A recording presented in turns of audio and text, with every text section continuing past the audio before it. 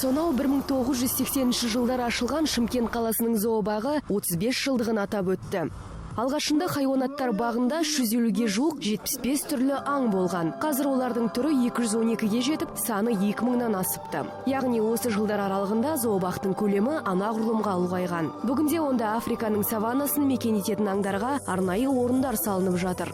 Мерейлі датаға орай ондағы су сиыр төлдеп, бегемоттың баласына қала әкімі Глория есімін беріпті. Айта кетейік, бүгінде еліміздің 3 қаласында хайуанаттар бағы бар. Соның бірі Шымкентте орналасқан. Тағы да осы биылдың өзінде тағы бір 40 түрлі видін аламыз ба деген келісім шарттарға барып, ауысу жағдайларымен келістік. Өзіңіз айтып жатқан жағындай саванна бар, мына тау бар. Соның бәріне жағында біраз аңдар әлі келеді ғой деген жағында жоспарымыз бар. Әрине, биылға мынау енді 2 нысанымызды қабылдалғаны отырмыз.